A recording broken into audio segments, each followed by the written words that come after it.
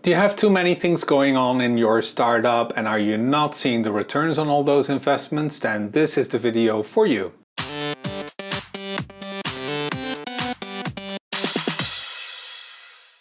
Hello, I'm Roland Siebelink and I'm the founder and CEO of Midstage Institute.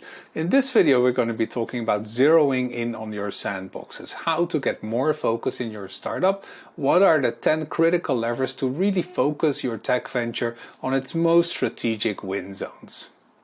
At Midstage Institute we help ventures to scale that treacherous mid-stage startup trajectory, and we do that with a variety of leadership development tools such as thought leadership, self-help tools that you can just use in your team, but also CEO coaching, co-founder deep dives, and probably most important, the team assessments as well as the off-site facilitation we do every quarter so that people can just in a facilitated way set new goals for the quarter and hit the ground running when they come out of the off-site. If we can help you with an offsite, then please be in touch. We help you set the agenda, prepare everything, facilitate the workshop, and make sure everyone leaves the offsite wholly ready to hit the ground running. Now, in this presentation, we are trying to draw a line between how much complexity you build in your business, how that expresses as the number of sandboxes that you're in, and how to often reduce the number of sandboxes or reduce the complexity so that you can do more with fewer resources. So what are sandboxes? We like to think of sandboxes as a metric for the complexity of your startup business. And we split this up in 3 parts. One is simply learning to see the sandboxes. What are sandboxes and how do we see them in your business? Second, how can we start triaging those sandboxes, find the good ones, but also identify the bad ones that you might want to get rid of. And third, once you have triaged them, how can you actually go as a startup for more dominance? How do you move from product market fit to product market dominance? Let's dig right in. Our first section is seeing sandboxes. So where does this concept of sandboxes actually come from? Tech ventures, of course, see growth in many multiple directions, especially when the times are good and you can raise funds no matter what. Then it is all on the startup to find as much growth as possible. So the typical startup in the good times is looking for new products, is looking for new geographies, is looking for new segments, sometimes even more channels. And this is not even an exhaustive list. After that first product market fit, most startups actually start immediately expanding into new areas because they think that's what scaling is all about. Now, in the good times, of course, this is best practice because, your investors tell you just get me growth at any cost. However, we're not in the good times right now for many startups. It's not that easy to raise funds as it was before. So we have to start looking a little bit at the efficiency of all this. So here's a contrived example, but it's pretty simple. Over time, you start seeing that you accumulate more and more endpoints. So endpoints, zones of attention, parts of where you need to have people responsible for that area or parts that take away management attention. Imagine you have a product that is starting to expand to desktop, mobile, API, maybe you define them differently, as well as by geography. You start covering the Americas and EMEA and Asia Pacific, and then you have a similar split in segment and a similar split in channel. You get the drift. It didn't fit on the slide, but you get what I mean here. Now, what does this actually mean for the complexity in your business? This is where the concept of sandboxes come in. So I define a sandbox as simply the multiplier of all the different dimensions that you have. So remember how we said the first sandbox is your core product market fit. It's simply the combination of the one channel, the one country, the one segment, and the one product, right? So 1 times 1 times 1 times 1 equals still only one sandbox. And the advantage of that is that everyone in the business can focus on the same problem. How do we serve that one segment through one channel in one geography with one product really well? No complexity whatsoever. And this is typically how an early stage startup operates. But you will see that as more endpoints come together, there's a combinatorial explosion of the number of sandboxes you have to start worrying about. This is still a pretty simple example setup, I would say, right? It has 3 geographies, 3 products in just 2 channels and 2 segments. And already here we get to 36 different sandboxes. And what are sandboxes in this sense? You can think of them as the people you need to hire to keep an eye on things, or the management attention, or the cost you need to cover all those use cases and edge cases that can occur in that specific box. In other words, the more endpoints you have, the more combinatorial explosion you have, and the more complexity you generate that results in cost, in more people, and in less momentum for all those areas that you spend your time on. So with so many sandboxes, what happens to your cost? You will often see that startups in this stage of seeking growth in all directions actually don't get as much growth added as they do get cost added. So this chart shows 4 different lines, right? You see the number of endpoints just gradually increasing, but because it's a combinatorial explosion, the number of sandboxes rises almost exponentially. And so you can see that while sales is growing because of the additional sandboxes coming on, costs are growing even faster than sales. And this is very often a problem that we help startups deal with as they've been in business for a few years, and they just start realizing that all the complexity they added is really not paying off proportionally to the cost that it generated. One more point to make about all that complexity that you add, it's not just a cost driver and a management attention distractor, it also destroys agility.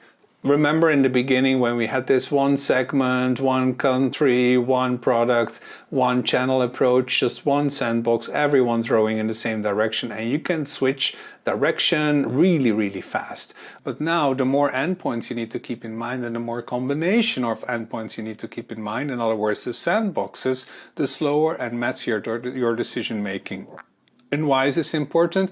Because agility is really your only competitive advantage compared to larger players in your field. Agility is how a startup competes with a much larger player, and if you give up your agility, you might as well give up your startup.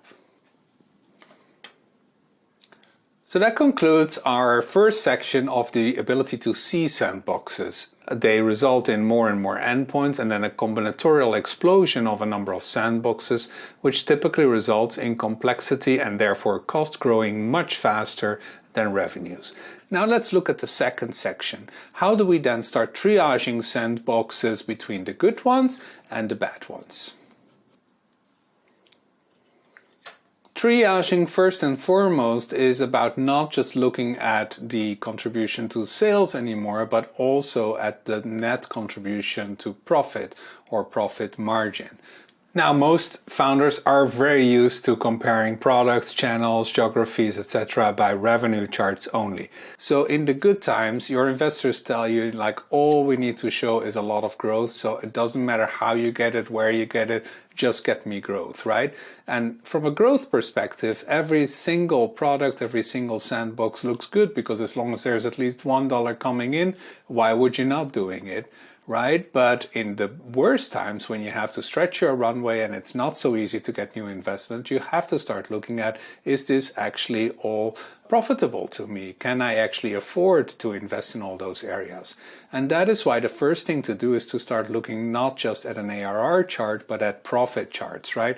And I know that most startups will have not a clear data view on this, but just get your finance people to come together with some first level estimates, because just allocating some of the cost in a plausible way is all you need, right? So in this chart, you would see that out of 3 product lines, there's actually one, the base product line that has been launched many years ago, probably as very profitable, but that all of the profit that is being generated there is being eaten up by the 2 other products.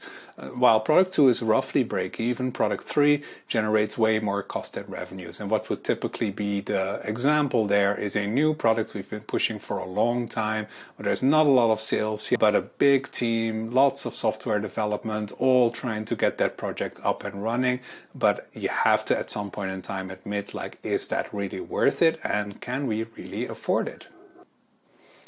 Now, I've done this exercise with many startups, and then most companies will immediately say, well, Roland, we don't have the data, and anyway, it doesn't really matter because most of the things we do are speculative and will not be turning up revenues anytime soon.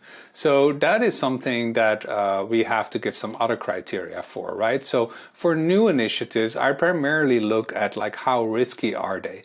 Then I showed them this slide by Chris Zook, who presented this at one of our Scaling Up conferences a few years ago, where he shows that the more you go away from your core, the lower your odds of success. Even if it's only one step away from the core, in other words, you do the same products, you do the same segment, you do the same geography, but there's a new channel, that would be one step. Already then your chances of success of making that work are less than 50%. And in fact, he estimates only 35%. And that's the easiest one, right? Where it's only one variable that you're changing. Now look at what happens when you're changing two variables at the same time. Oh, let's enter that new geography and also add a new kind of channel. A very typical, for example, company that moves into Japan and says, we can't just do direct sales in Japan, so we have to work with one of those distributors. Chances of success immediately drop to less than 20%. Not because it's Japan, not because it's a distributor, but because you have to learn too many things at the same time. And imagine some of my companies want to go to 3 changes or even 4 changes at a time, and then they wonder why those things don't actually work out as they had planned. This is because you have to respect your learning curve, and you have to understand that taking a step is always a big risk. That's why be careful with having too many initiatives that will all one day pay off in the future, while you can already tell that the predicted success rate is actually really low. Now, the most important criterion, if you already have the data for it or the feeling for it, is where can you actually win? In what sandbox do you have a good chance at actually winning that sandbox? In the end, business is all about dominating certain niches. Why? Because that gives you the control over how much can I charge, can I say no to specific requests for certain customers, and essentially make it harder for my customers to get rid of me than it is for me to replace that customer. This is the underlying economic logic you'll find everywhere. And so in other words, if you're not striving for certain degrees of dominance, then your startup will not be successful over time. This is why I keep explaining to founders that we need to turn product market fit into product market dominance. More videos about that later. But let's look at this example. Very simplified, of course. Let's say this company has only 4 sandboxes. One is desktop in EMEA with SMB customers. The second is mobile, also EMEA SMB customers. The third one is API in EMEA with SMB customers. And the fourth one is API in EMEA with enterprise customers. Now, just looking at those charts, I think it's pretty obvious that you would immediately say, where we have the best chance at winning. Arguably, where we've already won is in the API EMEA enterprise space. In the SMB space, we actually don't really have big market shares. It depends on how much of our competitors are having, of course. And what also depends is the overall size of the market. So if that API EMEA enterprise, you have 50%, but it's only like a $100,000 market, you may still need to jiggle and see where you also have chance of winning in a bigger market. Now, I purposely put circles of the same size because the most important question is like, what's your market share and how do you project your market share to grow over the years? That's actually more important than the size of the market. Most people are very blind to anything else but the size of the market. But a market that is billions and billions of dollars in which you have a negligible market share is not really worth a lot to you. But still, it's better to be a big fish in a small pond or in a couple of small ponds than it is to be a tiny fish in a really big pond, because those people simply don't survive. And that's how we triage sandboxes between all those 30, 40, 60, 100 sandboxes that we've built up over the years. Which of them are actually showing revenue and profits as opposed to just some revenue? which of the future ones are a bigger risk because they get us further away from our core, and also in which ones do we have an actual chance at dominating that sandbox. Those would be ways in which you could see which sandbox do we really want to double down on and which ones should we actually reduce and grandfather out of our offering. Now, the third question is, how do you go for dominance, right? We'll talk about exploiting before you start exploring again. The best people, putting them on the core, on instituting market share metrics, and also on the art of grandparenting your older sandboxes. One thing I like to stress, especially for founders with a technical or a product background, those folks think of themselves as inventors and they love to keep inventing new product. But actually, if you've just hit product market fit, you're not done yet, right? So the point I'm trying to make here is really like, once you've gone through all that difficulty of actually finding some product market fit, why would you move away from that product market fit right away and try to find new areas if you only have like some initial examples of product market fit, but there's so many more customers out there that fit the exact same pattern, right?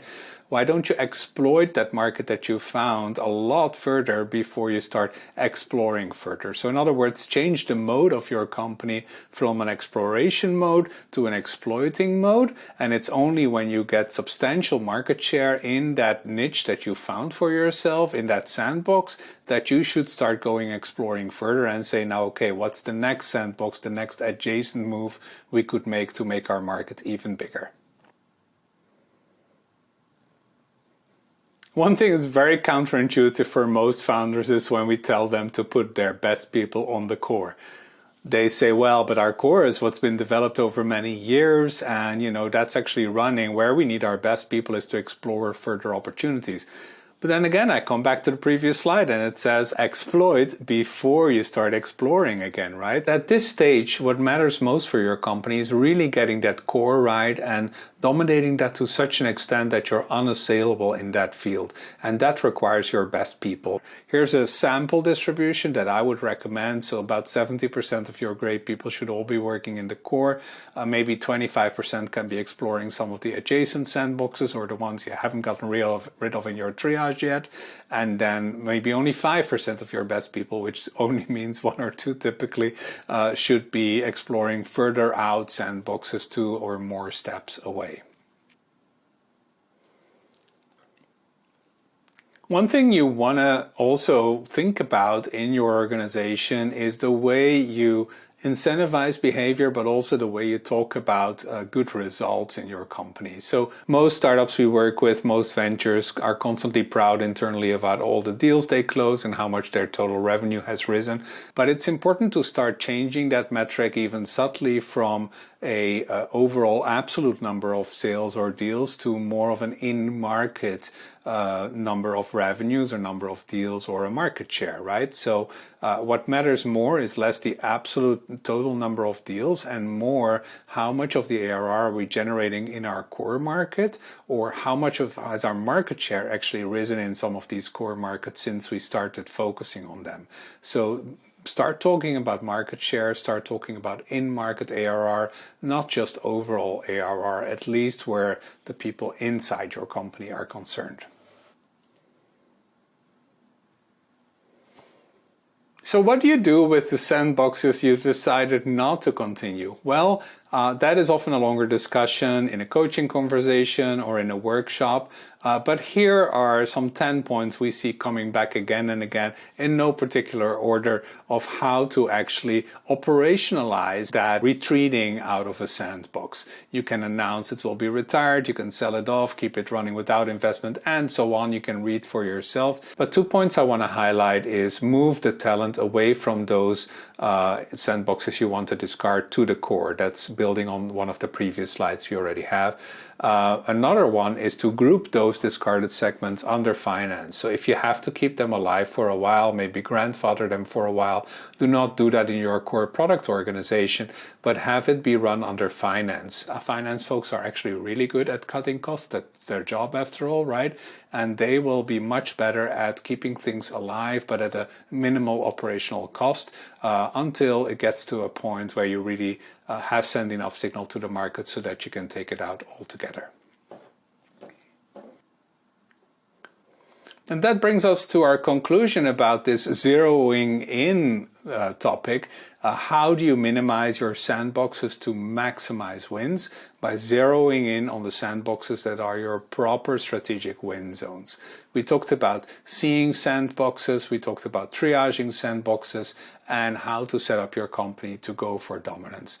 This is core strategic advice we would give to mid-stage ventures that especially are under cost pressure or not seeing enough results from all the investments that they've made. Now, if you need any help with this for your venture or you want to talk through some options, then we're always available. Just send an email to ask@midstage.org and somebody will be in touch with you to run you through this entire model customized for your specific startup needs. And other than that, I also have a book to recommend, which is our Mid-Stage Momentum book. It is part of our Mid-Stage Startup Manual series, and it has interviews with over 40 of the most impressive founders of startups that are coming around under the surface today. So warmly recommend that. It has a lot of stories about focus as well, and it's available on Amazon and on all the other bookstores. Thank you for listening, and we'll see you at the next video.